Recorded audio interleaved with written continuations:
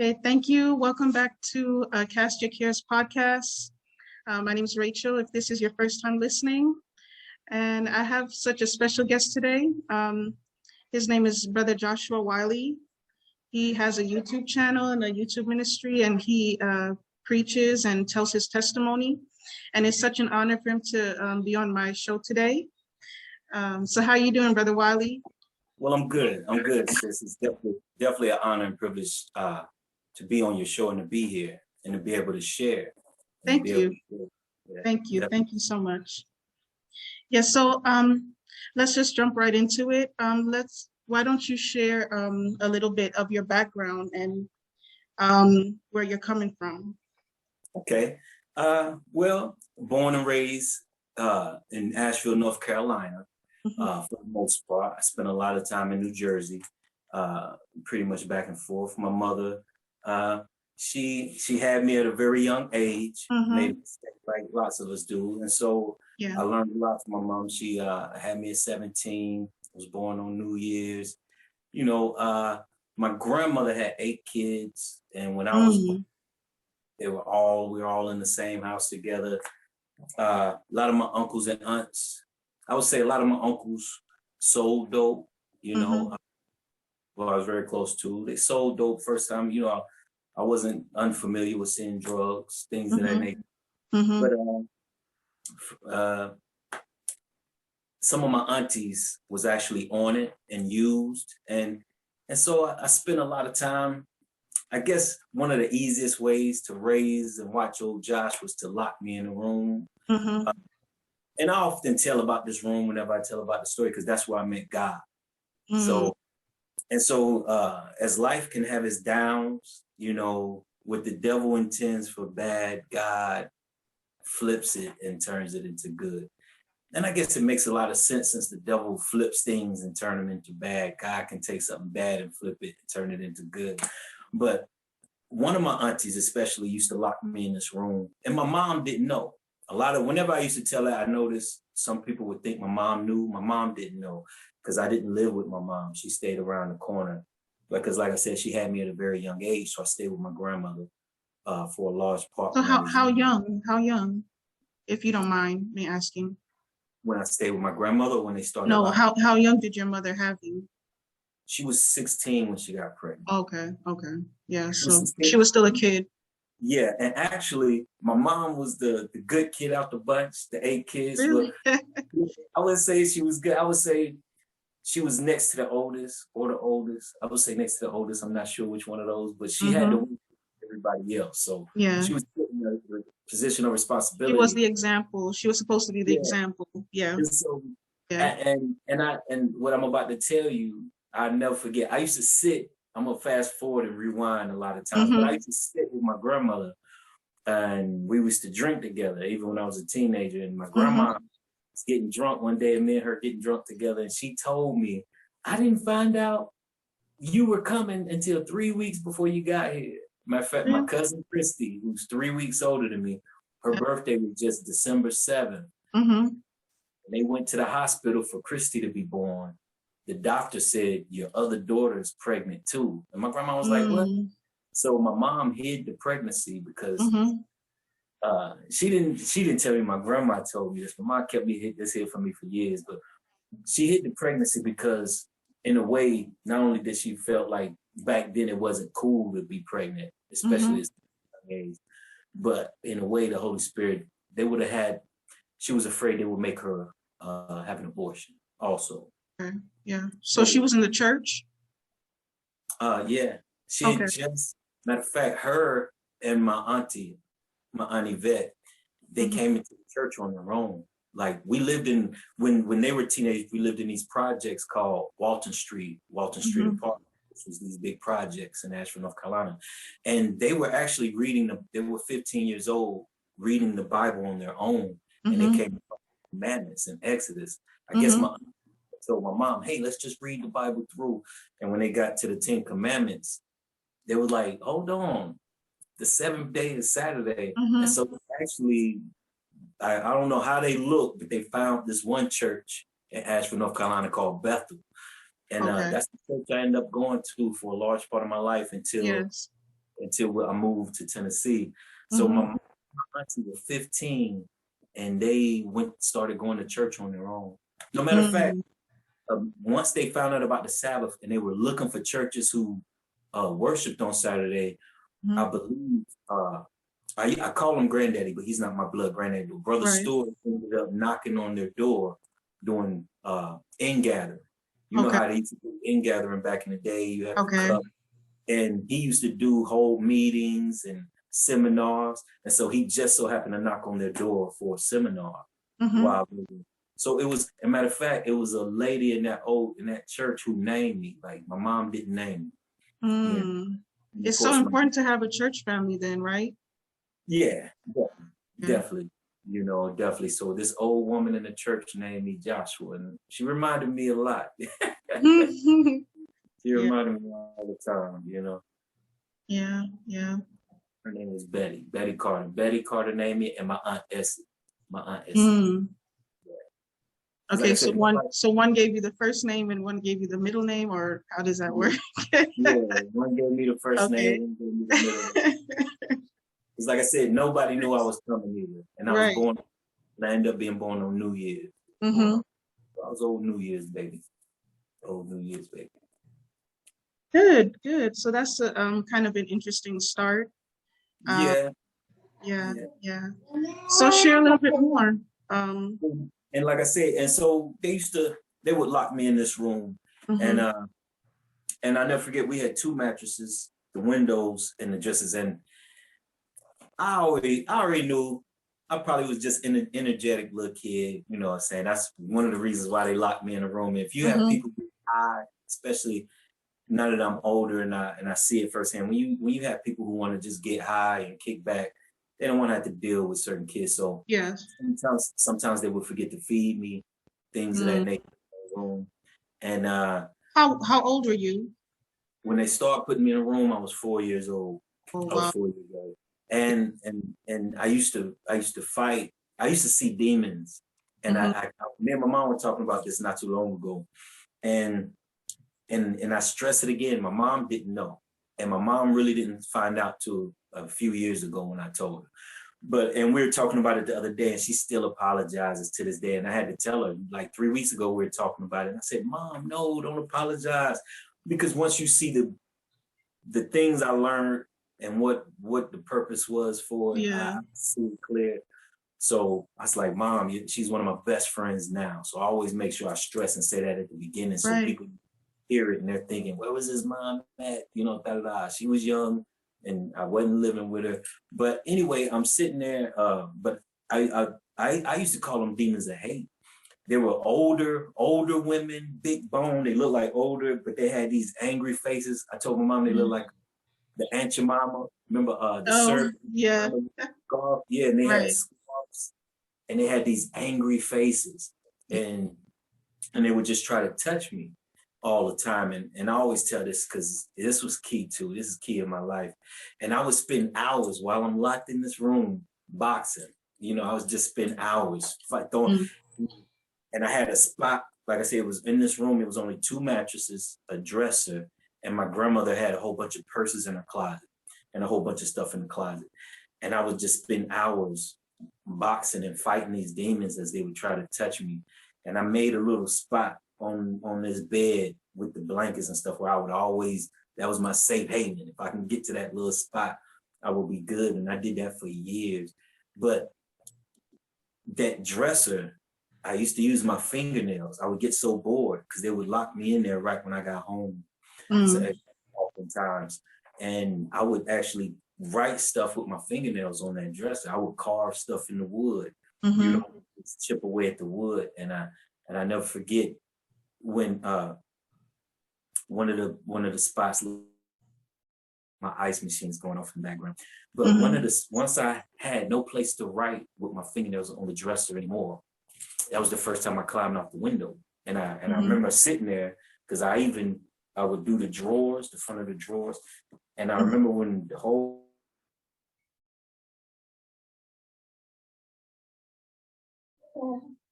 by this time, I was like 2 years had passed by this time. And I was sitting there and I looked to the side and something just said, that window is open. And so I was gone. I popped the window, jumped out, and I'm looking at the leaves that was on the ground because my heart was so happy. I remember yesterday escaping out the window.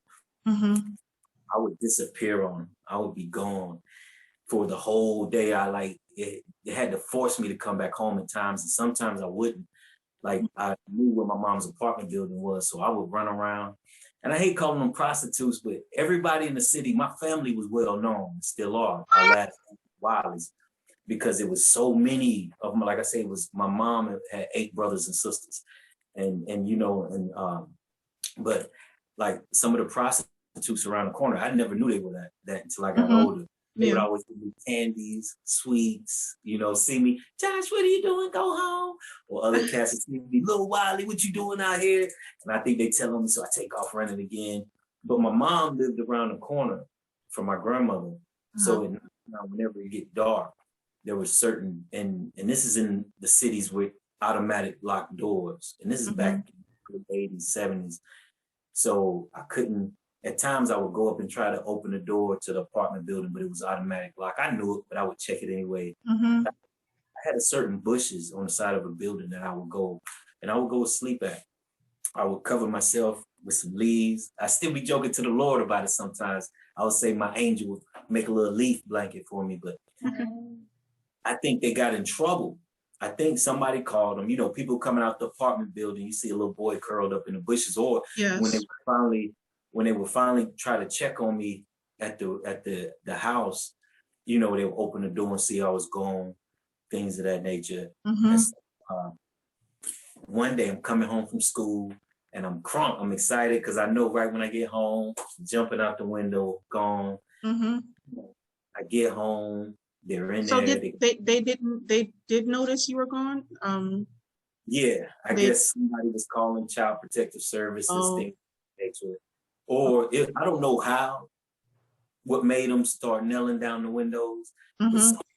Either it was they checked and I was gone, or somebody from my mom's apartment building was like, your son keeps sleeping in the bushes. It says your son keeps sleeping in the bushes out here. So it did, my little escapes out the windows didn't last long. So I remember I'm coming home from school one day. And I'm excited too. I'm like, right when they put me in the room, I'm gone. I had it even mapped out. I would wait a couple minutes, a little bit, then I would go.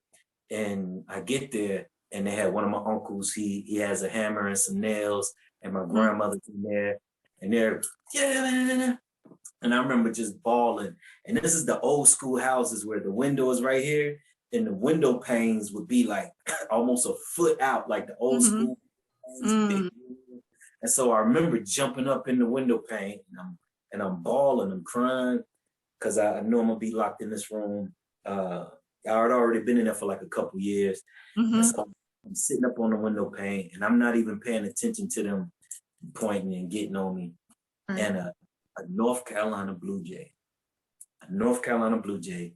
flies, and he's on the other side of the window. And I'm glancing at him, and he's staring at me. And he's actually at the window where my uncle is nailing down. My uncle had got to the second window by now. And he's putting nails on the top of the window so I can't lift it up anymore. And the bird wasn't moving.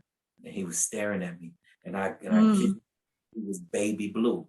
And that ended up becoming, that's my favorite club. If I take you in my living room, half the stuff, my clothes is North Carolina baby blue, and it's for this purpose. But I'm sitting there, and I notice he's staring at me. He hasn't moved. He hasn't flew away from the banging on the window. I don't know if they seen him, but my eyes was locked on him the whole time. Like, I don't even remember when they left. I don't remember nothing they said. I don't even remember when they left the room. All I know is I looked around, they were gone, and he was still on the other side of the window. So I jumped down. I remember I jumped down, and I tapped the window this time. I've been staring at him the whole time. I hit the window. He still didn't move. He just kind of turned, looked at me, and I was so excited. It's like I had a friend for once. So I'm sitting there and big cheese, and I'm smiling. He's looking at me. I'm looking at him while I'm talking to you. Yeah. I actually have a family of North Carolina Blue Jays that live outside my kitchen window now in the tree that's in my backyard. But anyway, he's looking at me, and I never forget. Well, I looked away and did something, and I looked back and he was gone. And the blessing of that is it had twofold blessing. I knew even as a child, I want to say I was 7. I was 7 then. Even as a child, I had a feeling. I knew that was God. I knew God. And the room was different from that point on. Like, I actually, for the longest, I thought, I knew nobody loved me, right? So it was like I finally had a friend other than my cousin Christy, who was 3 weeks older than me. Right. I just talked to her the other day on her birthday. She used to actually come and sit on the other side of the door sometimes when they would lock me in there. Like, if there was something special going on, like I never forget, like the American Music Awards was on one time. And this is back in the day, like this is early 80s, old school TV, and everybody's gathering around it. And they thought I was going to mess it up, be loud, because I was energetic, be loud and all that. So immediately right before it stopped, Josh, go to the room.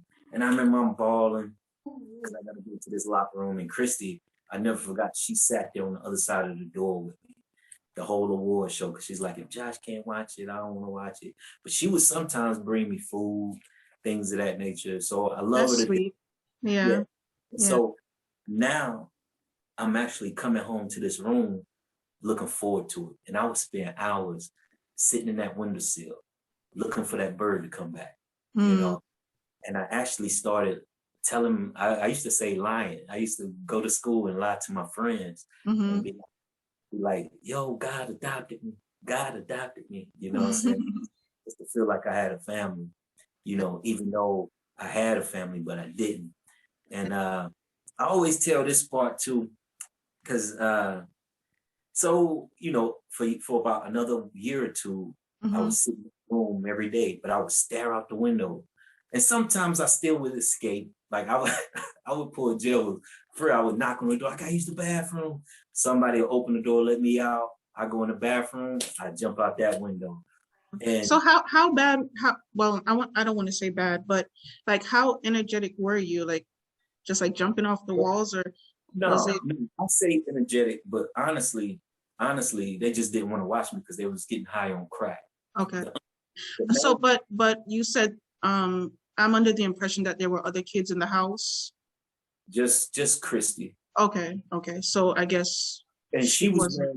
Like because she had her mom and her dad lived in these other apartments called Erskine, these other projects called Erskine. Okay. And I love her grandma Mookie, who's passed away with her. But Christy wasn't there all the time, Okay. I was stuck, you know what I'm saying? Because it was just me and my mom and my grandma, so I was stuck. Christy had other family who she Okay. Like I said, it was when the crack era first hit. And my aunties who even the one who used to lock me in the room, a lot of them, they're clean, sober, they're nurses. Nobody would ever imagine. Right. Matter of fact, a lot of them don't speak to me because I do tell my testimony. Right. Like me and my mom were talking 3 weeks ago. That's why I love my mom. My mom said, it's your life. It's like they want me to hide but I said, how can I? It made me me. Right. And which I'll get to is like, I say every day I deal with these things. Like there's not a day past that this isn't in the mind of Joshua. And which I'm gonna get to concerning the Bible. And so when I say energetic, sometimes I still just try to make excuses for people. That's me sometimes. But I knew it was the fact they were getting high. And nobody wants to watch the kid when they're high on crack. You know what I'm saying? Right. Things of that. And like I said, a lot of people meet my aunts today, they wouldn't never imagine them being that way. Because they nice houses, nurses, make over 100K. Right. So they're kind of ashamed? Yeah. Okay. Yeah. And I actually almost fought a couple over it and not them, them two and the younger, because they're like, Josh, and I had so much of this bottled up, and I go through time. I remember, like I say, for years now, I've been boxing in this room. these demons who I see in this room every night. They would come out after me like clockwork, wanting to touch me. So not only I'm dealing with that, but one time, but I could sing. My mom, for the Bethel Chorale, the church that we were going to, once my mom started changing her life, matter of fact, my mom said when she was born with me, when the whole time she was pregnant with me, they were recording an album that they still pass out to this day about the Bethel Chorale. Yep. So I could sing as a little guy.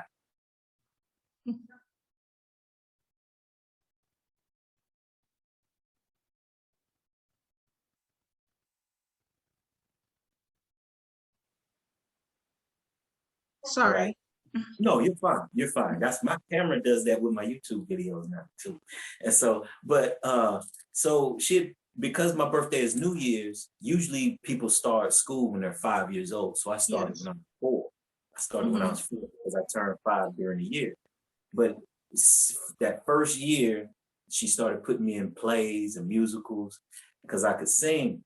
And so one time I'm like 8 years old now, still being locked in the room every day, things that still?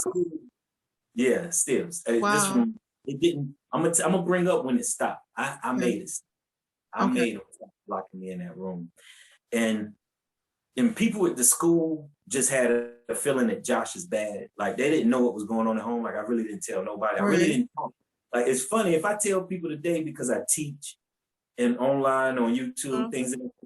If I told people I rarely talk as a kid and a teenager, people are like, what? Are you kidding me? No way. And I'm like, yeah, that's why I have so much to say now. But I rarely spoke at all, but my temper was like with other little kids. Like I've always with fighting. Like I say, I've been boxing with demons and things of that nature. So if I felt somebody was attacking me, I would fight them, you know, and I already felt like people didn't love me at all, especially grown-ups. I never looked at kids like that. It was always grown-ups. And Christy, she actually kept me from looking at kids like that. Kids just got the blunt end of the fight, like, and actually started boxing. Like some of my uncles and them, because they was like, oh, he's naturally gifted when they see how fast I was and how easy. So now every night since I was 4 years old, I'm punching at these demons who were trying to touch me. To my mind, they were trying to kill me. You know what I'm saying? But and to my mom's respect, I gotta say before I talk about this next part that happened, I watched my mom, and I never blamed her because I watched my mom walk. She didn't have a car, and like I say, she would come and check on me, and now that I'm older, I realized they would let me out the room. Because, like I say, my mom was next to the oldest. Yes. And they would let me out the room whenever my mom was around. You know, they played it off pretty good. Or they'll say, Josh is in the room. You know he liked being in that room. But I watched my mom walk to work and walk to school. Nursing school. For years, I watched her do that, do certain things like that. And so I always saw strength in my mom, you know, things of that nature. But I never forget this one time, this one musical, I'm sitting there and first I'll tell the musical. I'm sitting there and the musical was built around me. It was called SRO, Standing Room Only. And when I say it was built around me, I had 3 big solos because I could sing, had like a little Michael Jackson high-pitched voice, you know. Yeah. And so, and like I say, Miss King always took me under my wing throughout my whole elementary. You know, I guess she was like one of the only teachers that I could actually sit and, like, the teachers caught the blunt end of what was going on at the house with Josh. You know, if I didn't like him, I didn't listen to him. And it's still that way today with people, period. So it was like, I'm sitting there after the musical, and everybody's coming up to me, oh, good job, you know, parents, things of that nature. Good job, because like I say, I had 3 big solos for the musical and things of that nature. And I didn't need a mic because I could sing loud because my voice protects me. But And I noticed, I'm sitting around and noticed, and my aunt who used to lock me in the room, the main one who used to lock me in the room, who was on crack. I remember her being, and by this time, she was really bad on it. And she doesn't know to this day, I used to fight over her because she was a pretty woman, but the crack had took her down. And to have people in the neighborhood, yeah, I gave your aunt this amount of money and she did this. Like, it was like, nah, keep that to yourself next time. Yeah. People started to after they could see our thoughts. But anyway, that's why I said it was funny how throwing punches at them demons actually, it worked out. It taught me how to box, which really came in handy in different levels of my life, of walks of life that I went in. But anyway, I saw her when I noticed I'm sitting around. First, I'm standing around and I'm seeing all my friends with their families. Right. And I'm by myself. And I see her and I'm thinking, okay, at least I got somebody here to see me. And I guess because she was, by this time, the crack had her real bad. Yeah. And I'm looking at her in my head. She was dirty, hair nappy, things of that nature. And she had left. She was ashamed. She didn't want to come over there near me because I had so many people around me from the school and parents. And so that was it. And I'm bawling. I'm crying in the hallway. And I didn't realize it. And I guess some of the other parents went and told Miss King. Miss King, she came and grabbed me. She said, I'm going to take you home, Joshua. And I'll never forget, we're sitting in her truck. And I live my grandma's house was right around the corner from the school. And I'm like, Miss King, can I live with you? You know? And she told me no. And I remember I got mad at her because I thought she loved me. In my head, as a child, I got mad at her. But then when I'm older, I'm like, she couldn't just say yeah and then come. But she didn't ask me what was going on at home either. But anyway, so I got upset, and this is ironic. I often joke about this too. There was nobody at my grandmother's house. She still dropped me off. But I love Miss King, so I hate even telling that part. But as I'm older, the house was pitch black. I go in anyway. I was used to being in blackness from being locked in the room for all of years. So I go straight, and it's ironic, I go straight to the cell that they used to put me in. So I head straight to the room. There's nobody at the house. I'm by myself. I just come from this high performing. Everybody, hey, Josh. But then I'm broken. You go back to the reality. You would go back to your sad reality. Yeah. Yeah, and I'll never forget. I went and I remember I told you it only had 2 mattresses in the dresser. And I remember I went and I sat on the mattress and I was like, God, I hate everybody. And I told somebody, it was 2 things happened that day. That's when I realized I was alone. And that's when I used to say my heart died that day. But not even just to show, not even 4 years later, I ended up going to prison for putting a shotgun in somebody's mouth. So just to show you the transition, when I say my heart died, my heart really did. You know what I'm saying? Like, my heart died that day. And so, but I want to rewind. I always wanted to tell that part of when I realized I was alone, but I have to rewind. Before my mom got her apartment by herself, I think this was, like I say, this is when I used to watch my mom walk to school and walk to work. And then she moved and got her apartment around the corner. And because she had to work long hours and go to school, I still stayed with my grandma. And but when my mom still lived with me, I think I was either 4 or 5. I think I want to say I was 5. Me, my mom, and my uncle, there was a certain mattress. If you've been in a house where there's 8 to 12 people, you pull out mattresses from all over the place. But me and my mom and my uncle used to sleep on this one mattress. And this is key to me, as you say. But I'm laying there, and I used to sleep in the middle. And my uncle's right here, I'm right here, my mom on the other end. And I'm laying, and I see this demon that looks different from the others. She looked like she was pale white, and her skin looked like cigarette ash, that if you touched it, it would just crumble. And she's standing in the room, and she's staring at me, and she's draped head to toe in blood, head to toe. Looked like somebody just spilled it on her. She's streaked in it, just streaked in it.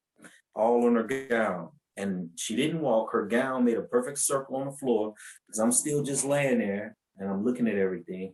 Made a perfect circle on the floor, and it's like she just glided, and she glid over to the side of the bed, like where, and my uncle's right here and I'm right here, and I'm looking at her. And it always tripped me out that I wasn't afraid, but I was more in shock.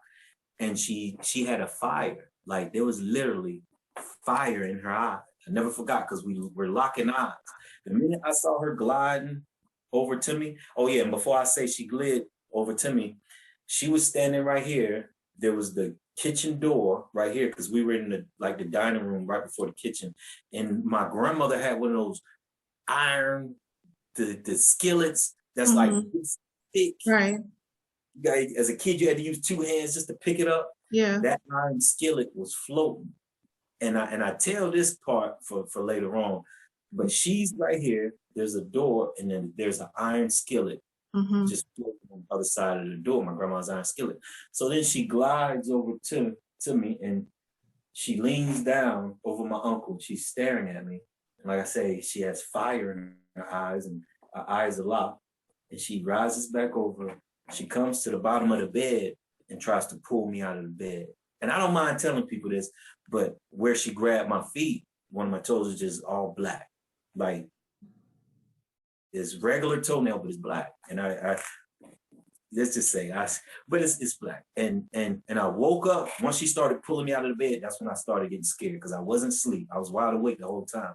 But that's when I started getting scared. And so when I woke up, I rose up like this because I was halfway out the bed, and I took the cover off of my mom and my uncle because they're still normal. Their heads up here, but my head is down like at their waist. So when I rise up, I took the covers off for everybody. What are you doing? What are you doing? And I'm sitting there, and I never forget, I had a head full of gray hair.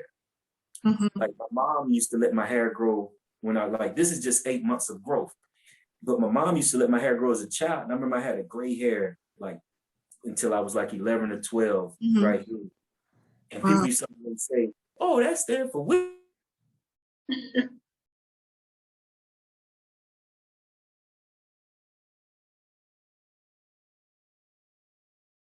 It keeps freezing.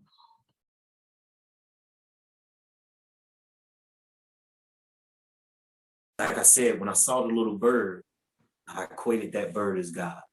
Yeah. And like I said, I already been boxing demons. And when I saw that one demon, particular demon, which I now know is the great whore, spoken of in Revelation 17, saints, I used to just think it was the devil. So I remember asking my mom, but anyway, I don't want to get too ahead of myself. So, but anyway, back to the room. And so about another year passes, about just 1 year passes. And I remember sitting in school. I'm 9 years old. I never forget, I'm 9 years old. And I was just fed up. I said, they're not locking me in this room anymore. I'm gonna fight everybody who tries to.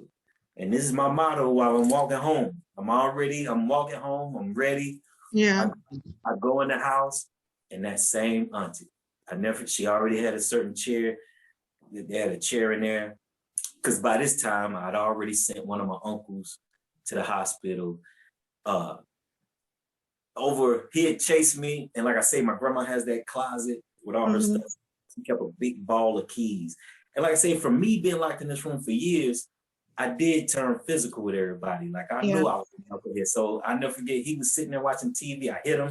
He was, I'm already a ball of anger. And so he watching TV, minding his business, and I hit him. And he get up chasing me. And I know he really gonna fight me. You know what I'm saying? All my uncles, like, he's 6 years older than me. So I run to the closet, and I never forget. My grandma used to keep her little pistol. And I found it. It was in a white purse with little 22, two shots. Play loading it all the time. I used to play with it while I'm locked in that room. And I remember making the conscious choice not to grab the gun, even though a voice said, grab the gun, grab the gun.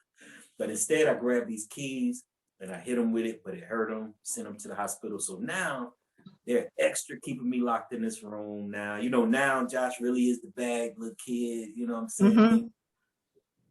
And so that day I'm walking home and I'm like, nobody's gonna lock me in this room. So I get there and the aunt who used to make a point to lock me in this room, she already had a chair put in there. She's like, you get in this room. And I'm crying. I'm like, no, I don't want to go in this room. Because I really didn't want to fight nobody. And I left this. She pushed me and I hit her with a toothpiece. Right when my butt hit the chair, it was just that quick. Wow. I never forget, I knocked her out in the air. I remember watching her eyes close. And that same windowsill that I sat on, she banged her head on it. Boom. And my other aunt, one of my other aunts, and my grandmother's boyfriend, I call him Grandpa Joe to this day. He's still alive, actually. They were watching, laughing. They were sitting there laughing at us go back and forth and fight. Because like I say, they knew I was going to get physical. By this time, I'm 9 years old. Yeah. I've been watching since I was 4, and I got physical with everybody. Yeah. You know? And so they're sitting there watching. And so I'm running towards the door. And I never forgot, because in my head, I'm thinking, I'm going to have to fight Grandpa Joe, because he's going to stop me. In my head, I'm thinking he's going to stop me too. And I've already had it in my mind made up of fighting everybody. So he just said, nah, go ahead, young man, you got it. And I never forget, I took off running. And that was the last time she locked me in that room. Yeah. And it had twofold, because in that way, it damaged me to think. The first thing I resort to, and I still have a problem now as I'm older. I don't know if you follow me on Facebook, but throwing these is always, it's like my hands made them leave me alone. So, like from that point in my life, you got conditioned into that. Yeah. Exactly. You see how small I am. And so my hands would always be my first response to anybody grown up, no matter how big, things of that nature. You're going to get my hands. You know what I'm saying? It was like my hands saved me in a way. So, but like I said, so that was the last time they locked me in the room. And not even 3-4 years later, I ended up putting a shotgun in somebody's mouth up in Camden, New Jersey. I was visiting my dad. My dad had just got off of crack. He was on crack for most of my life too, until he got clean when I was 14, until I was 14. And once he got clean, my mom was like, and by this time, I say when I was 9 or 10, I started really living with my mom. Like, my mom fully in the church, no smoke, no drink, no none of that. You know what I'm saying? Not no partying. Really turned her life around. And that's when me, my brother, and my sister, we all started living together with my mom. And so my mom, she already know, you know, I'm watching her, and I don't want to jump around too much. I would just say like this, like by this time, and I'm friends, the lady who handed me this pamphlet, what I'm about to tell you, is friends with me on Facebook to this day. And I don't call her out or none of that stuff, but I remember she called me a demon child one time to my face. I'm 9, I was around 8 or 9, and nobody knowing what's going on with me, because like I said, I used to rarely talk. But if and I never was the bully, like I only mess with people who would mess with me, because I was quiet and a church boy. Oh yeah, you know, people would come at me, and then because of how I could fight, I was always picked as the bad guy because I would win, or because they couldn't get me to stop sometimes. Let me just say it that way. Like I would hit somebody like 40, 50 times, like or even as a little boy, as a little kid. But anyway, she called me, the same woman who called me a demon child. I'll never forget. And this is why we're in church. She was in venison, and I'm sitting there looking at her. We're friends on Facebook to this day. And but that was my reputation as a little boy in the church. It was Josh is bad. And then because I could fight, all my other little boys in the church looked up to me. And I would get into a parents over that. I remember telling a parent to this day, he was like, you need to be a better influence. And I looked at him, I said, well, how about you be? That's not my child. I said, I didn't ask your son to follow me around. I'm gonna do what I want to. I was just bad little kid already. Like it was like from that night in that room of the musical SRO, I said in my head, if they're not God, I'm not gonna do what they tell me to. Like it's like if it's not God, I'm gonna always do what I want to. No adult can tell me nothing. Like my hatred towards adults was sky high.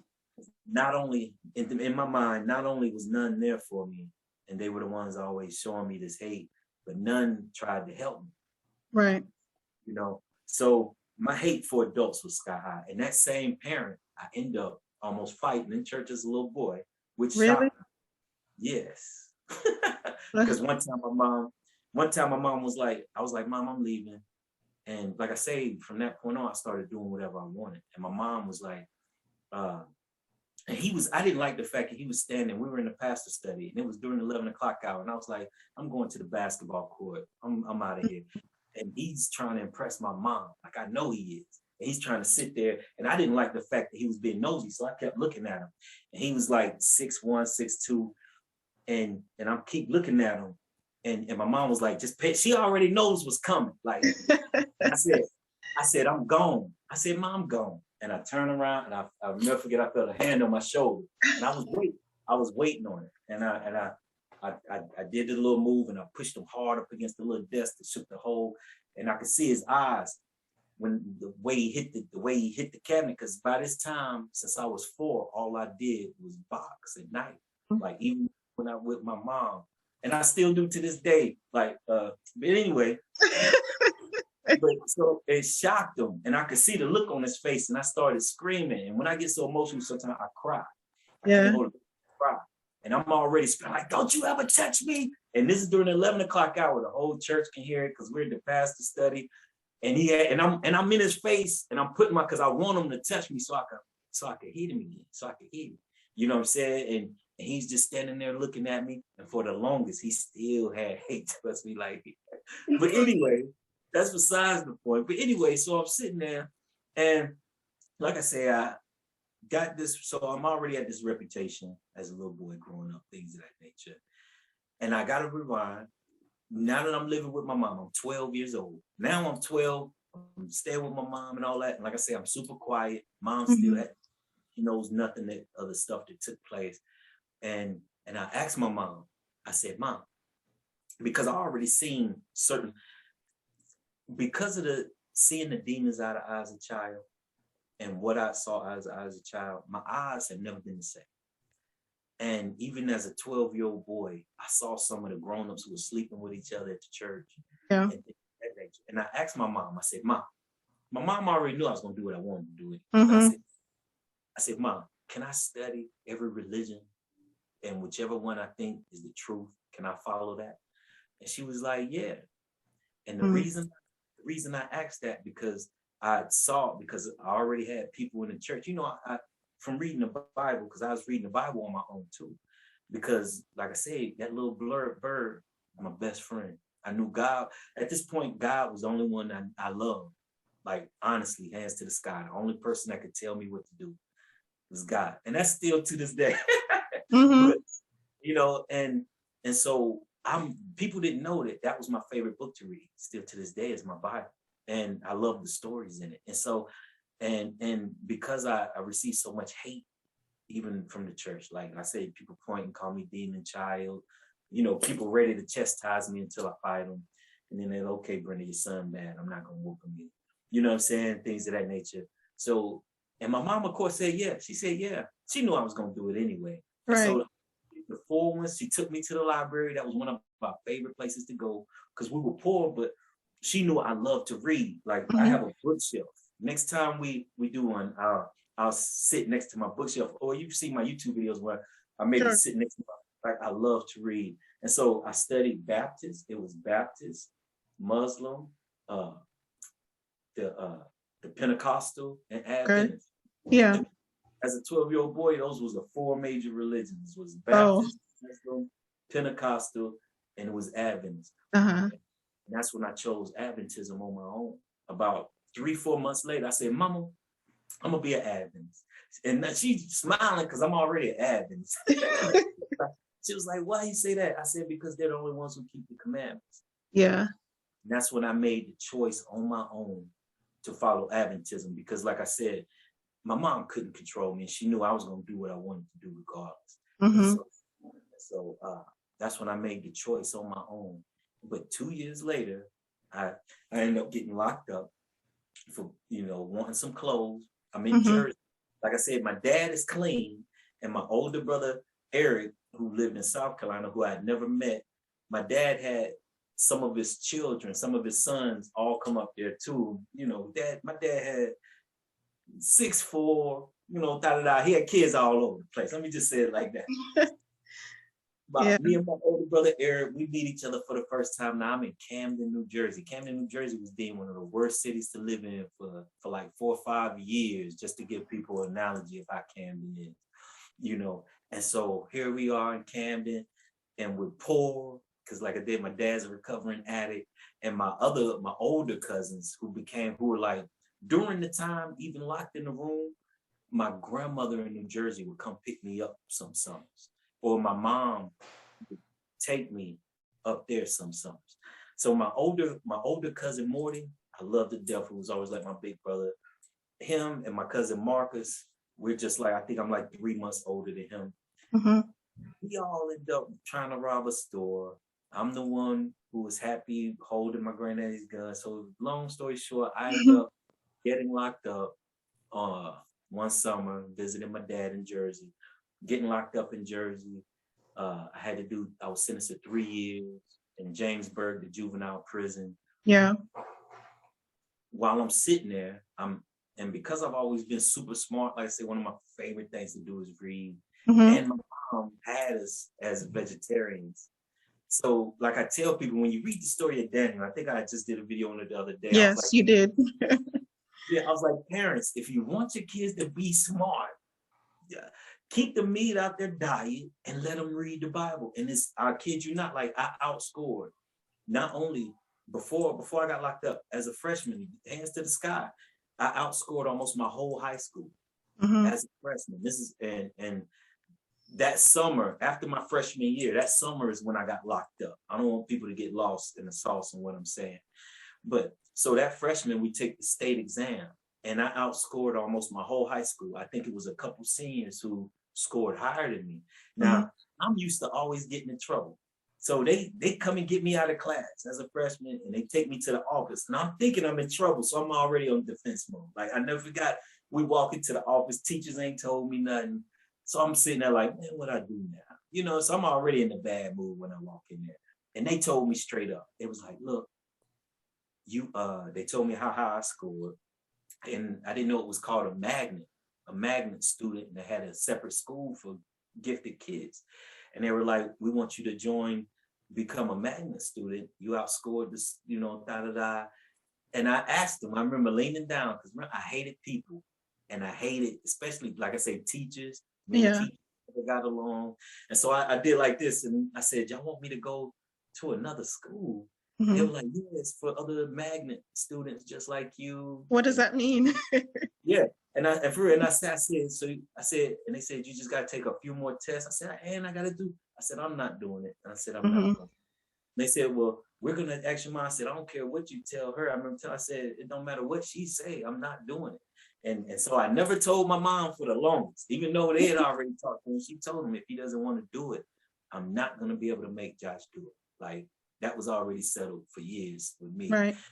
So anyway, so yeah, I'm back to me being locked up. So that summer goes around, and what I said about parents and their kids and being smart, I'm sitting there and I outscored the whole in the jail system. What they used to do was all the kids who got sentenced to Jamesburg, which if you watch the movie Hurricane, Denzel Washington, who became a famous boxer, he was sentenced to Jamesburg and ended up escaping. So just to give a little people about this little prison that's in New Jersey. So before you had to go to the prison while you're being processed, you had to take a test. And this is what my smart saved me for once, you know what I'm saying, was because I outscored everybody on there. All these boys' homes was wanting to recruit me and for me to come to the home, because they thinking, oh, he has to be a really good guy. You know what I'm saying? He outscored all this. So I ended up having to go to a boys' home. And I never forgot, though, one of the things I want to tell you with things concerning the church was I'll never forget, I'm sitting there.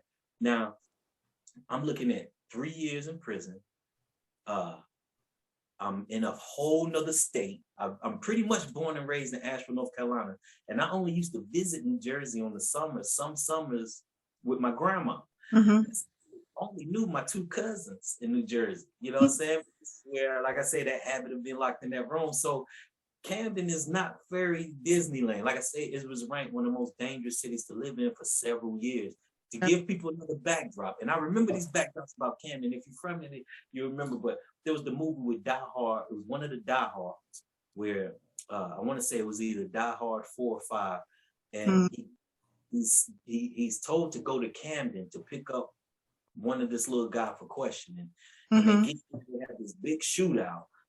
Half the building explodes, and then just for some humor and to show people how real Camden was, Bruce Willis had to get on the horn and tell the cops, "Are y'all gonna send somebody over here or not? Is somebody gonna come here?" And he just looked and said, "I hate Camden," and hung up the phone. You know, you can go to the movie and watch, because that shows you. So, am I locked up in this foreign state where I didn't go to school and had none of these guys or nothing? But I'm with the criminals of this already city. I'm locked up with the criminals. But the first time I got tested, that's why I said the boxing played a pivotal role in the path that I chose to take in life. It's funny how God took what was deemed as like fear from these demons trying to touch me, to where my hands ended up keeping people off of me in a lot of systems. My nickname was Country because of my accent from North Carolina. And so it became quick, like, okay, Country can fight. And so they ended up voting me a group captain in this one boys' home, because you had 3 group captains over the groups, and I didn't want to be group captain. Like I said, I rarely talk, but people, I never forget my group telling me, they were like, "Look, we want you to be group captain because you treat everybody the same." And I'm like, because I don't know none of y'all to play favorite. Oh, that's smart, my like, I don't know none of y'all. Everybody get treated the same, big, you know. But I ended up being a group captain, and I ended up doing time. But I want to rewind. What I was getting to is, I'm sitting there. I'm just telling like pivotal things that changed my perception of things. Is I'm sitting there and I'm looking at 3 years in Jamesburg. I'm in this foreign state, and my mom gets to visit me in the jail. Poor mom, I know, man. And I love my mom to death. She had my brother and sister live with some family in Asheville, and she quit her job and she moved to Philadelphia so she could be close to me while I was locked up, which ended up being a pure blessing. Because as a nurse, she quickly got another job in Philly, and she would come back and forth to visit me during visitation. But I'm sitting there, and she gives me a stack of letters about this thing, and I never forgot it. She slides it to me, and she says, she says, "These are letters from the people from church." And I said, "Whoa," I'm thinking it's from my friends. I'm like, "Yeah," and I'm about to look at it, and she stops me because she knows her son. She stops me, and she said, "They disfellowshipped you." Now, at this time, I'm 14 years old. And like I say, none of them had ever helped me ever in my life, ever. And not even have it even acquired into, "Hey, Josh, what's going on with you?" But anyway, so I'm sitting there, and I said, "What does disfellowship mean?" And she said, "It means where you're no longer a member of the church." I said, "No longer a member?" And I put 2 and 2 together quick. Like I say, one of my favorite habits was reading. The Bible and Young Sherlock Holmes was my favorite books. But anyway, so I'm sitting there, and I said, and I never forget, I told my mom this. I said, "Mom, now remember how God works. Because I saw this demon with blood draped head to toe and these demons trying to touch me, I knew there was a good and evil without a shadow of a doubt. Like, there has never been no question. Like I say, my eyes had never been the same. The Bible had always been an open book to me. And my mom used to even tell me, "Josh, people don't see the world like you do." You know, because she would tell me that with my friends. And I'm like, "Mom, my friend said this." And I guess my mom looked, and she would always tell me, "Josh, people don't see the world like you do." But anyway, the beauty of it was, like I say, for me seeing these demons out of eye, which made me study every religion, because I knew that there was a good and evil without a shadow of a doubt. No question, because of what I saw as a child, there was never no question there was a good and evil. And you didn't have to tell me that when I'm reading the Bible and it says demons or be tempted, the devil can tempt you. It's like, yeah, he could be standing right here. We just don't see him. Because as a child, I always knew that they were always around. But anyway, so I told my mom, I leaned over and I said, "Mom, that doesn't mean I'm not a child of God." I said, "He's still my father." Now remember, I still held on, like I said, when I was 7 years old, who did I tell everybody who would adopt? It was God. God, yeah. And I told my mom then, I said, "I don't care what they do." I said, "I don't care what they do. I'm still a child of God. They can't tell me that he's not my father. I said, I'm not a member of that church. But anyway, when I got out, they ended up wanting me to be a member. Again, they said I had to apologize to the church. Now me, and I never forget, I'm not going to tell my Sabbath school teacher's name because she loved me. By this time, I ended up doing 1.5 years in the boys' home and in jail and prison. And I got out, went back to North Carolina, and I hadn't been there not even a month. And they were like, you could become a member again, but you have to apologize to the church. And by this time, I'm almost 17. I'm like, are y'all serious? I never got no letter, like no friend, no letter out of love saying, Josh, how are you? And all that. Matter of fact, I probably did, but I didn't read them. Once Mama told me about Fred, I slid them back to her. I never touched that stack of letters. I never touched it. But I never forget my Sabbath school teacher. She said, Josh. And she actually started crying when she saw the coldness in me. But remember, as a child, I said, and she said, Josh, you can be a member. She's excited while she's telling me, you can be a member again, and we'll reinstate your membership. And you can, because they wanted me to, and I'll get to this point, the second part, I said, apologize to the church. I said, are you kidding me? I told her, I never forget telling her, just like, because by this time I'm 17. And I said, look, I've already made my peace with God and I served my time. I'm not apologizing to none of y'all. I said, I ain't do nothing to none of y'all. And she started crying. And I remember sitting back and other people looking, Josh, so you made Cecilia cry. I'm like, I ain't make her cry, you know what I'm saying? So I'm like, you know, and, that was my sister and them. I never get, Josh, you're so mean. And I said, I'm not apologizing to none of them, you know what I'm saying? Anyway, and then even held meetings, don't let your children hang around and things of that nature. But anyway, so as time goes on, I'm wilding out. Like I'm pure wild. I end up getting locked up over 20-something times. To this date, I've been locked up 27 times. And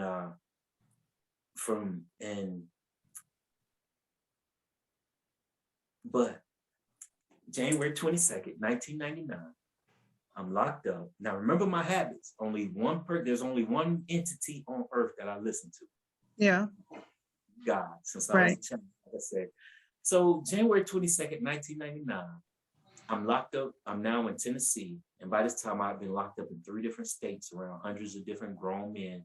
And one of the things, and my guardian angel, look, I've seen some horrible stuff. And I tell you, not choose that life. I've seen some horrible stuff take place. And I know it wasn't always my box. And I know it was my guardian angel. Yeah. God looking over me, like hands down.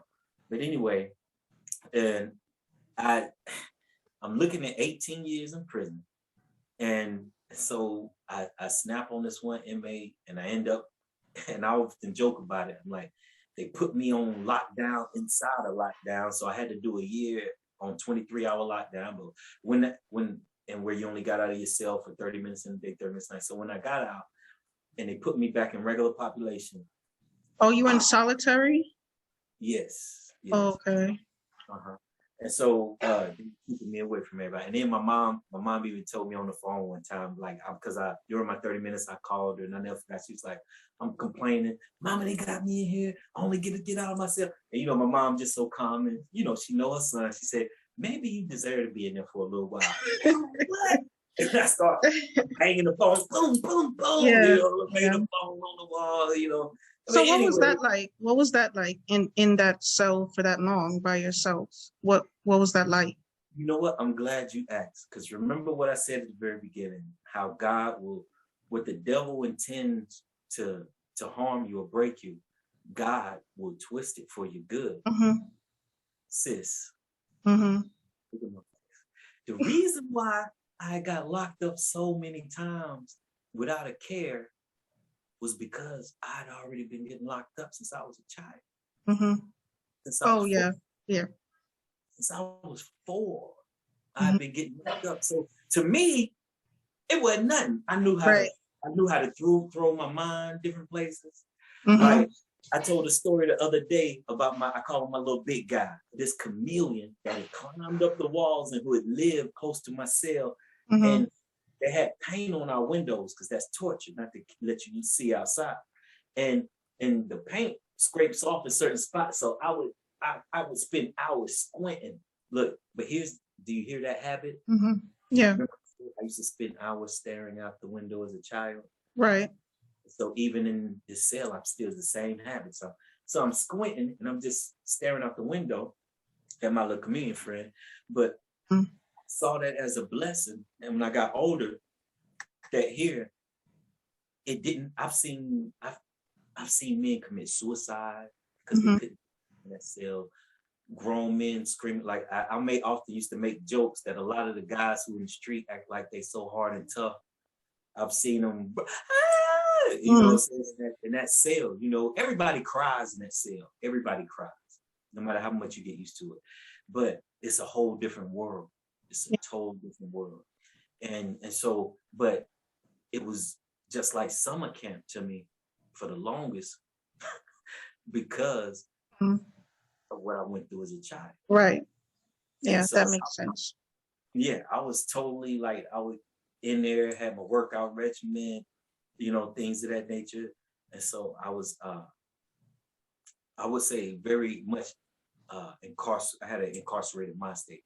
And even to certain habits I have to break, you know, that I still deal with and wrestle with, like I say, on an everyday basis. But if I hadn't been through certain things as a child and say I would have got locked up later in life, it would have broke me. Like I saw some, which could have been a good break.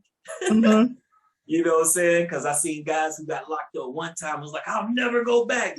And old Josh was like, yeah, whatever. I'm gonna rob, steal, kill, do whatever I want to do. Josh, you're gonna get locked up. Who cares? You know what I'm saying? And I gotta say, it wasn't until my firstborn, Ariel, that's when it broke me. That's when the cell became worse because I couldn't get to it. Right. Like I say, because I couldn't get to my daughter. That was the worst time I ever been locked up, and that's what really changed. That's what changed me, was my kids. And I love telling them, because I often tell her, I say that's your specialty. You helped save your dad. You didn't even know it. So I love giving her those flowers of how special she is to me. That prison was not prison until I had her. Until I couldn't hold her. I'm telling you, that first night was crucial. And I'm glad my cellmate was a friend. He was, he had been in and out of the system from drugs too. So we knew each other. So he kept cool with me. And I fear if it had been somebody else who didn't know me, who might have been laughed at my tears. Like, a lot of things happen in them cell doors when, you know what I'm saying, there's no emergency buttons and none of that. That's why I tell a lot of young boys today, I'm like, especially if we're men, they're not raising boys to be physical and things of that nature. I'm like, you really don't want to go to that. That's a whole nother world. But anyway, January 22nd, 1999, I'm doing one of my stints, like when I said one of my Boy Scout stints, where I'm cutting up, and I'm in the jail. Matter of fact, it was after I'd done a year on lock in solitary. So they let me back out. And by this time, the guards know me. Like I say, other inmates know me. I wake up to screaming. Boom, boom. And the jail, there's tornadoes hitting downtown Clarksville, and the jail is downtown. And so I wake up and everybody's screaming, help, help, help. And you could hit right when I woke up, the tornado hit the jail once. Boom, and it shook us. Then some people, like I say, where the paint has wore off on some of the windows, you could hear them screaming like they had already been up. And the ones who could afford radios, who families sent them money to have radios in there, they're like, they'd already knew it was coming. So they would say, it's coming again, it's coming again. And it hit again, boom. And I never forgot this moment where, now the jail is nothing but concrete and steel. And we're shaking like this. We're shaking. So I'm waiting on it to go boom, boom, boom, boom, boom, boom, boom, like you see on TV. Yeah. You see the jail collapse. And so you can hear it. And they said, it's right over us. And we were in the eye of it. And all the buildings around us, it fell. We didn't find this out till later.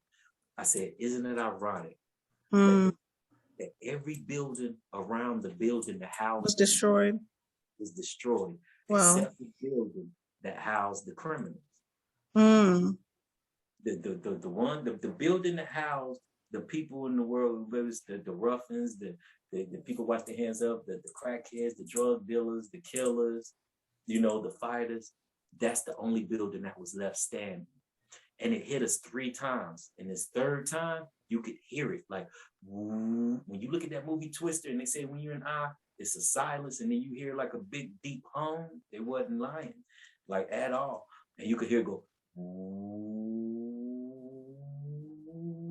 Then all of a sudden it just said, boom, and we shook.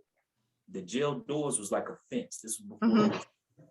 It was January 22nd, 1999, 4:35 in the morning. And I remember grabbing the thing and shaking just like this from side to side. Wow.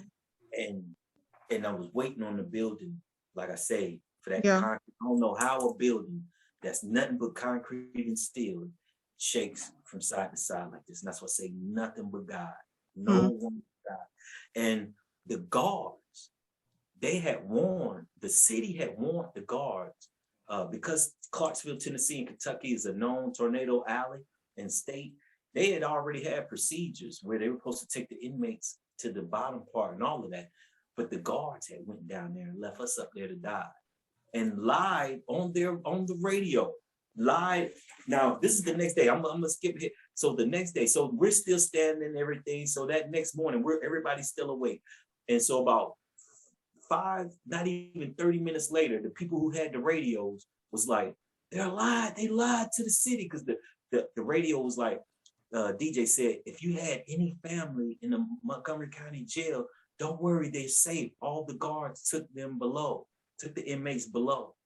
And the guards, and of course they lied. And their excuse to us was, well, we wasn't sure if y'all was gonna riot. I'm like, if you tell guys that a tornado is coming, nobody's right. Everybody's gonna be single file line going straight downstairs until nobody's gonna cut up, if the tornado's coming. But anyway, they just didn't want to do it. They were just fearing for their lives. But anyway, the minute they said the other people heard the lies that they told, you heard a toilet flush. Here comes the riot. And that's when they start flooding their cells. So me, quick thinking, I built a dam. I took the inside out my mattress, and I took tape, paper, and toothpaste from my paper from my commissary to write letters, and I actually made a dam in my door. So I didn't want pee and boo-boo water floating in my cell. You know what I'm saying? So, but anyway, that's still that same morning, people are riding, and a whole bunch of people are talking. And I hear everybody saying, man, I'm glad this jail stood, and nobody thanked the jail. And that was one of my first times really getting vocal. And I remember I got on everybody on the pod. I was so mad, because here I just shook like this in concrete and steel. So I said I yelled it out. I said, y'all gonna give credit to this building? I said, that was God. I said, what is wrong with y'all? I said, every building around us is crumbled and was built that same way. Usually the jail looks just like the courthouse and all that. I said, me, y'all thinking the building, talking about the building's supposed to be tornado proof. I'm just listening to guys talk, and I'm like, are you kidding me? So I snapped. I go off on everybody. I can't believe I didn't. And so I remember going to sleep. And the reason why I told all of that was because that day, that dream, once I laid down, I'm dreaming, and God interrupted my dream. He picked me up. I never forgot. He picked me up, and he dropped me in the field of wheat. And I had my afro. My afro was about this big. And I dream every night. Like I say, every night I dream, and I'm sitting there, and I knew it wasn't a regular dream, because once he drops me in this field, I started to see a hole in the sky open up, and see his hand all the way up to his elbow come out the hole, and he points to me and he says, "Come to me, Joshua." And that same, and I never forgot, I woke up and it was pure darkness. I couldn't see. And I got to say that too, because that's key also. I'll just go on to say, the reason why I say that's key, because I found out later in reading when Ellen White said she would come out of her visions from when you see something so pure and heavenly, and your eyes open back up in this sinful environment. Right. The eyes had needed time to adjust. The sinful environment after seeing something so holy and so pure. So, but I never forgot how dark it was. Like I couldn't see, like almost like to the point where I thought I was blind for a little while. But anyway, I woke up, and after all of that, I'm super excited, like, because like I said, this was my best friend, the only person I ever really listened to all of that. So I remember opening my Bible, and I kid you not, this is what I used to do, because I had already read the Bible over like once since I had been during this year and change. And so what I used to do for my morning devotions, whenever I would wake up, was I would just pray and then open up my Bible, and wherever my eyes glance on, that's what I would read. Mm-hmm. It opened up to Numbers 12. It opened up to Numbers 12, and I won't even get to what was said in there. That was dealing with Aaron and Miriam, where they were upset with Moses for choosing their wife, and God came down and said, "Who I choose to talk to is who I talk to." You know how you go. I'm just paraphrasing, but something about seeing his arm, and I'll never forget. Later on, a couple months later, God actually ran me across Isaiah chapter 53. Mm-hmm. Isaiah chapter 53 and verse 1. And these verses have become lifelines to me, and I understand clearly why Isaiah says the first line when he says, "Who hath believed our report?" Because sometimes we praise Isaiah today, and they'll use Isaiah examples, but he wasn't popular back then. Exactly. They thought he was crazy, especially like the one time God told him to run around Israel in his naked for 3 years. If you know nakedness, so that means basically he had his underwear on. Right. I told me and my mom were laughing about this not even too long ago, because I said, "Mom, I could just see old ladies in the church. That Isaiah running around them drawers. I'm running around last time he seen them drawers. Talking about he a messenger of the Lord. That boy ain't no messenger of the Lord. He need to change them underwear." That's why they would, So when he says at the first part, he says, "Who hath believed our report? And to whom is the arm of the Lord revealed?" Wow. It comforted me in dark times, because honestly, I told my mom just here recently, I'm coming into grips with who I am, and it took me 44 years. And I told my mom, I said, Mom, I said, I had so much self-hate because no matter, I could be the best singer in the world. I could outscore every high school I ever attended. But if the people who I live with every day, or who I yearn to tell me they love me, never do, or just show me hate, it's no matter what, I still won't believe it. But if I'm gifted at this, or I'm the best at this, or I'm this way, if I didn't believe it. I had so much hate, like self-hate. Where I just looked at myself like, it is what it is. It's just, I'm just here to exist, kind of. Yeah. I know that feeling. Yeah. It's like I'm not special. And so God did a lot of supernatural. He allowed a lot of supernatural things to happen to me. And I see clearly now, it wasn't to say, "Oh, Josh, you're better than this person." No, that was the only way Josh would ever believe that I was meant to teach this. A little boy who's been told he was a demon child, no good. Like I say, my mom had a rough, hard life, and I said and done a lot to her, and she didn't find out what happened to me as a child until years later. So she didn't know why I had a lot of hate even towards her, because my hate don't discriminate. Just say, it didn't matter who it was. Like a couple of the last churches, some of the pastors in a few years ago even found out. Anyway, but my hate never discriminated, and so I would have never believed that I was called to do this if God didn't do some extra stuff of telling me I'm special. Right. Or, like one of the things was, after I saw him, I had a dream, and I already, woman on the beach. I'll just say I had a dream. I was kicked out of a dream, and I'm in the air. In the air, it was a woman sitting on the beach, and the beast looked like a big elephant, and she spoke a different language. She said, it was like, "Kakak." She said something like, "Kakak," and I'm sitting there just looking at the beach, like wow, like looking at this big old elephant.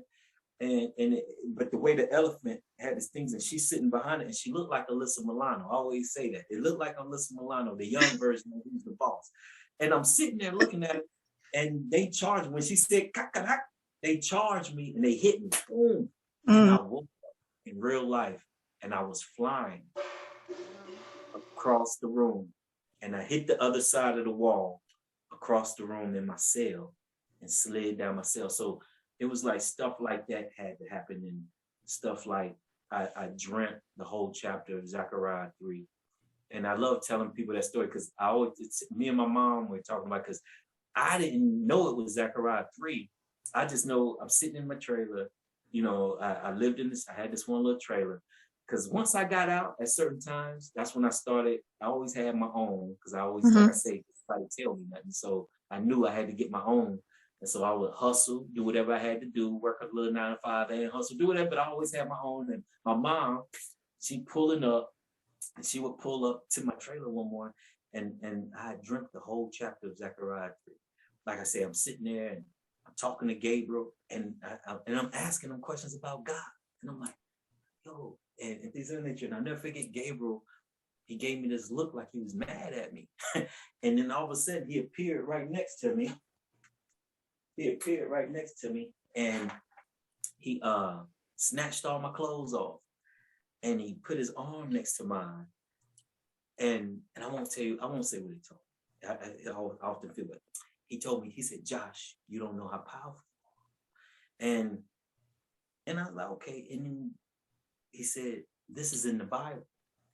And I was like, and I woke up, and I'm outside drinking. It's early morning. And Mom knew I usually wait till about noonish before I drink. And she said, and it's Saturday morning, Sabbath morning, she used to always pull up and see if I wanted to go to church with her. And she said, boy, are you drinking already? What are you doing? And I said, no, Mom. I said, you ever heard of a story in the Bible where there was a Joshua talking to an angel or talking to Gabriel? And she said, no, I've never heard of that. No other story. And I said, okay. I said, maybe it's just me drinking. She's like, well, have you been eating late last night? I said, I don't know, maybe. And I said, 2 weeks later, she pulls back up to the trailer. And I never forgot, she had her Sabbath school quarterly. She said, I found it. By that time, I'd already forgot about it. Because like I said, I was used to certain things happening. I'd already forgot about it. And I was like, Mom, what are you talking about? And she said, what the dream you told me you had? It's Zechariah. She said, it's Zechariah chapter 3. And we sat down and we read it. She was blown away. I was blown away. And I said, wow. So we were laughing and joking the other day. I said, Mom, I'm glad I told somebody, because if I would have just told somebody that without no proof later on, like this, you just thought I was crazy. Yeah, that's amazing. Would have been like, here Josh goes saying some crazy stuff again. One of the reasons why I believe God did stuff like that to me. And I often say it because I'm no better than nobody like that. I've been locked up 27 times, and the things that I've done that I didn't get caught for, the thoughts that I've had, I'll never appear or act like I'm better than anybody ever. And if God would have never done those things to me, I would never have taught. I would never teach. And like even the Holy Spirit had to drill in me about me seeing his arm and say, Josh, one day I'm sitting there, he said, Josh, do you know how many men have longed to see any piece of the Lord throughout? And I feel funny even saying that, but I get goosey because I'm like, and it really had to hit me like, sis, I'll be honest with you, these past 3 years dealing with my sickness, I'll go on and fast forward because like that's what made me do YouTube. And I'm all that together because that's what made me even do YouTube, was me wanting to take up for the Lord. I came back into the church, and I'm sitting there, and by this time I'm living with my mom. This was years ago. Mom's helping me out. She's going through some stuff, so it's like we helping each other out. And this was our chance. This really made us grow close to each other. But anyway, I'm sitting there looking at the Forerunner videos, and that's why Chris Hudson played a critical part of Hmm. having somebody like that, because a knucklehead like me coming straight from the street, still smoking cigarettes and weed and things of that while I'm making a transition into the church. It took somebody like the forerunner who I could Right. relate to. Yes. And back when he was doing the videos with his green shirt on, Yeah. library, and Right. coming, he had homeless at that time, going Mm-hmm. through stuff. But so he was instrumental in keeping my attention. Somebody from the street, because in his lingo, I could tell, okay, he from where I'm from. And then he was breaking down hip hop videos. And so I learned he was instrumental on keeping me interested in the church. And so, you know, like if it had been somebody, say one of the elders from the church, you know how Adventist speakers tend to speak. So what I am, no, Josh would have, you know, it took somebody just honest with a regular shirt Right. on. You know, you don't have to pronounce your words particular every time, you know. Yeah. So and I love Chris Hudson for being himself and for doing that. And I'm fruit of his and like Dwayne Lemon's ministry and other people's ministry of that aspect, you know, who is able to bridge that gap of brothers straight from the street into the church. Yep. But I always love to go deep. So that's what like Ava Myers, Stephen Bohr, especially Stephen Bohr, Doug Batchelor, and Walter White. Well, Henry Wright is my earthly favorite teacher. Yeah. Yeah. He thought that he was the knucklehead. So he ended up, once I came across Henry, it was over. I probably listened to every Henry sermon. Yes. I know, love him and Walter Pearson. Yeah. Yeah. And look, one of the I was the little, like I said, because of what I saw as a child, and I know you'll see that everything my whole life has to do with my YouTube and me teaching, because everything I saw as a child, the demons that I saw, and I used to question God. I used to say, Lord, why did you let me? Because I talk to God how I talk to you, and He answers. I like most. I'd be like, but anyway, I say, Lord, why did you always allow me to see the great whore and these demons first before seeing you? Hold on. I'm sorry. Hold on. Just